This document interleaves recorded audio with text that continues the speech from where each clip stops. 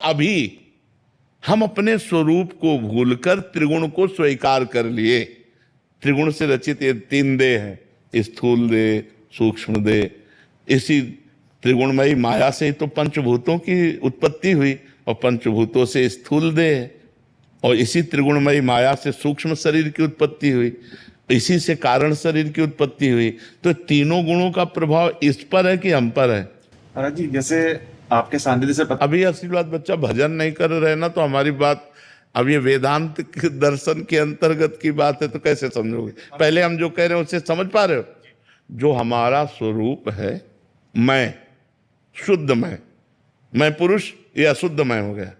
जो मैं स्वरूप है वो आज भी अभी त्रिगुण से मुक्त है, त्रिगुणातीत है। हम मुक्त होते हुए भी बंधे हुए हैं।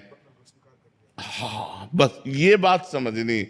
अगर हम मुक्त ना होते तो त्रिगुण माया से मुक्त होना बड़ा कठिन होता।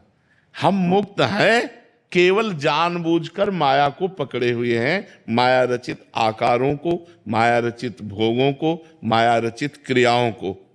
अगर इनको हम अस्वीकार कर दें तो अभी हम जीवन मुक्त हैं। तभी तो अस्वीकृति ये होती है वेद के द्वारा, ब्रह्म सत्यम जगन मिथ्या। परम सत्य केवल वही आत्मस्वरूप ब्रह्म है। तो मिथ्या का जो अस्वीकृति हुई तो सत्य स्वरूप में जब स्थित हुआ तो दृष्टि बदली। अब वही वेद कहता है सर्वम खलमिदम ब्रह्म ने नास्ति किंचन, केवल ब्रह्म ही है, दूसरा कोई नहीं। महाराज जी, मैं ये कहना चाह रहा था, जैसे जो चित्त में विक्षेप पड़ता है, तो विक्षेप जो पड़ता है, और संत जनों ने असल बात, चित्त भी तो माया के द्वारा बना हुआ है। त्रिगुण के अंतर्गत चित्त बना हुआ है। चित्त कोई त्रिगुणातीत थोड़ी है। जब चित्त की वृत्ति भगवदाकार हो जाती है तब त्रिगुणातीत का अनुभव हो जाता है।